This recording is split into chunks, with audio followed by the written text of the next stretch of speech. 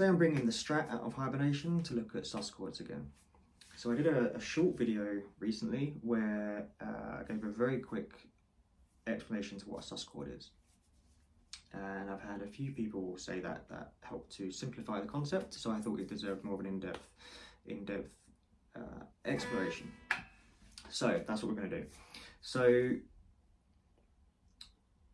if you're not familiar with what a sus chord is, sus refers to them being a suspended chord. So the way chords are built is by selecting the first, third and fifth intervals from a major scale. So for example, let's look at D. So the D major scale, so if we take the 1 over the D, 3, 1, 2, 3, here, F sharp, then we need the 5. Here, that's the A. So 1, 3, 5. Okay, so we know how to play a D chord. Okay, so here we have the A, the D, and the F sharp. Those are the 1, the 3, the 5 notes from the D major scale. We also know that if we wanted to make that a D minor chord, we just flatten that 3. So that's the 3, so to flatten it, we move back 1 fret, which is F. So we know that to play a D major, looks like that. To play a D minor, we move on the top E string, we move back a fret, and that is the 3, and we're flattening it. So from an F sharp to an F. So that's how the chords are constructed, the 1, 3, 5, and if you make it a minor, it's 1 flat 3, 5. So a sus chord works by we suspend the 3 and we replace it with a 4 or a 2. Okay, so back to the D major, 1, 2. So the 2 is an E, so a D sus 2, this is the 3, this would be a minor 3, 2 is the open string, so we just remove that finger. Now we've got, that's a D sus 2. If you want to do a D sus 4, 1, 2, 3, 4, that's a G. So back to D major, that's F sharp, we want the G, we go up a fret on that top string. That's a D sus 4. So 2, minor, major, 4. These two never change. These two, that's always got the 1 and the 5 from the scale. All we're changing is whether we use a major third, minor third, a 2 or a 4. And that then works for any scale. If you want to make a sus chord of any other, of any other chord, you just replace the 3 with a 2 or a 4. So you see how that works on an open D. If you want to do an E, so if you know your fretboard, this is easy. You find the 3 and you move it up or down. If you are still learning the fretboard, but you know some chord shapes, you're just looking for the one that you would normally move, right? So from an E major, you look at this, you know that's an E major chord, but you don't know what the 1, 3, 5 is. If you know how to play an E minor, you know where the 3 is, right? Let me show you. So this is an E major. To make it E minor, you remove your index finger, which means that the note under this finger is the 3. This is a major 3, this is a minor 3, which means the 4, you slide that up 1 fret. So an E sus 4 is you play these 3, which is the A major shape, but on these strings. So E sus 4, E major, E minor. Now you'll notice we can't do an E sus 2 in this position because we're already at the open string for the minor, so there's nowhere to find the 2. So what if you want to play an E sus 2? You play E somewhere else. So we can do this in a bar chord shape. This isn't the only way to play this, by the way. I've done a video on triads. If you know how triads work, you're playing the 1, 3, 5.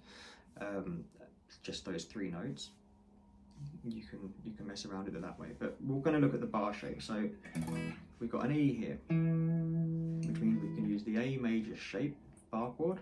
Right, that's your E major. So E major, E minor. So now, if you want to do an E sus2, you just remove this, and and you use your index finger barred. Okay, so we're playing 7, 9, 9, 7, and then the chords, the 4, you want to do the sus4 is here.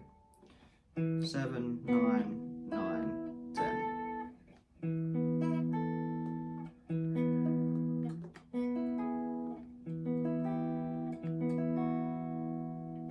So that's sus chords. So if you wanted to do it without that, and we look at triads, you can just do these 3 strings.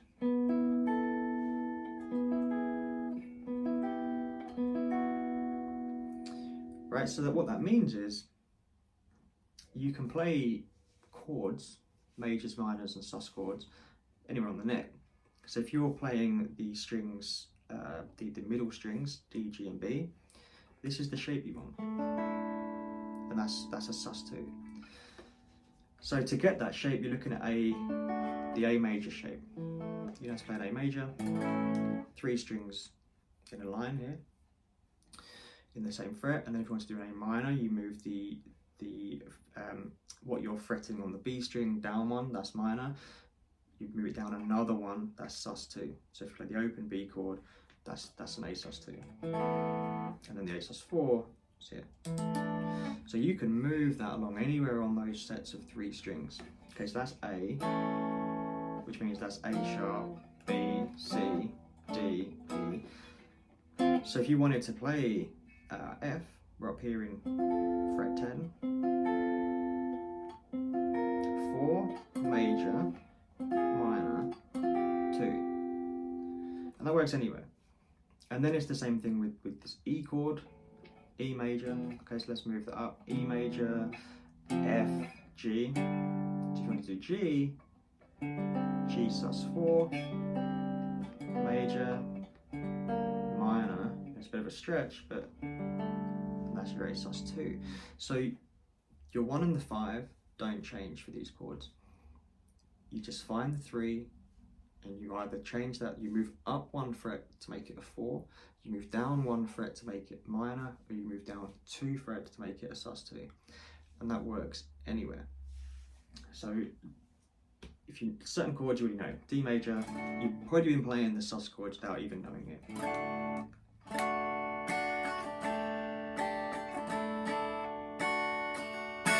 You've probably heard it a million times. E maybe not so much, because then you can't get to the 2, but you can do the 4 very easily. A, easy.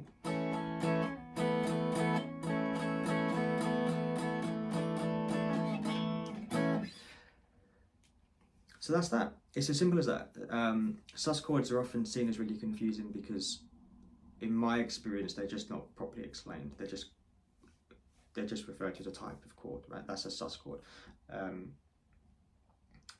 Once you understand that you're just removing the 3 and replacing it with a 2 or a 4, they're very easy.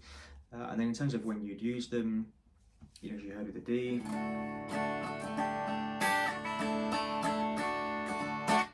it's just a bit more flavour. They're really, really good for building some tension because you're removing the 3. So then that chord isn't major or minor. So you can use them creatively in a song to create that tension or to help create movement before you resolve back to your tonic chord. But you just play around with them. But in terms of getting to know the fretboard, I find them really, really useful because you can often guitar players learn shapes. So this is the A shape, the E shape, and then you learn bar chords that same way. This is the E shape bar chord, the A shape bar chord. Now, ideally, you learn within that what the intervals are. Where, you know, what's your root note, what's your 3, your minor 3, your 5. If you're playing a 7 chord, what the 7 is it a major or minor 7? But if you're not doing that, then the chords are just shapes and you don't know what's within them.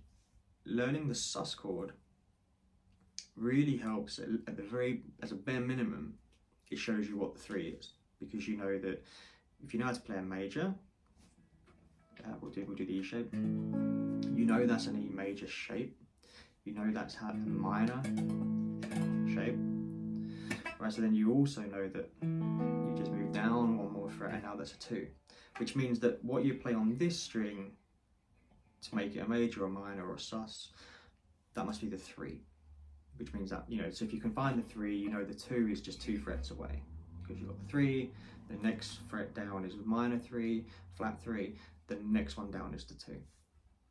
And then also from the major 3, you're 1 fret down from the 4. So it's a really good way of breaking down the fretboard, especially as you start to learn how to do them in other ways.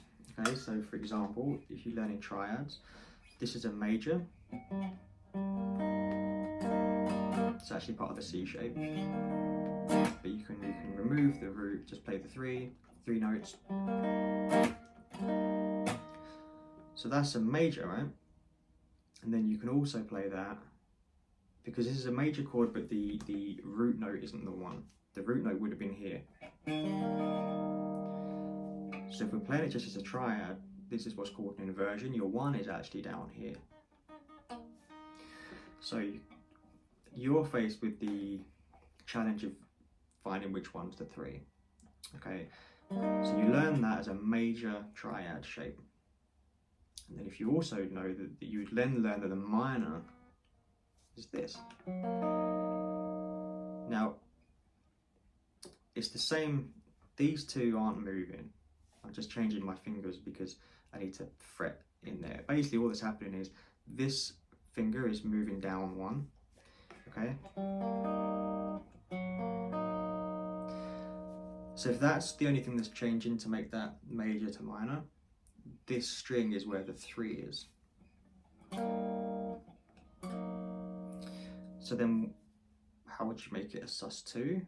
We just go down 1 more fret. It's 2. Okay, so now we've got major, minor, sus2, which means sus4 would be here. Bit of a stretch.